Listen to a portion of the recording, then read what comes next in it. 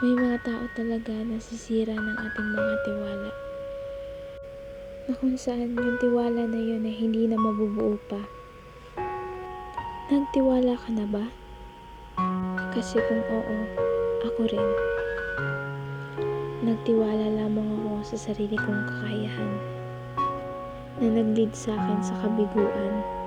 May mga times na gusto kong sumuko sa buhay dahil sa pasakit na aking naranasan.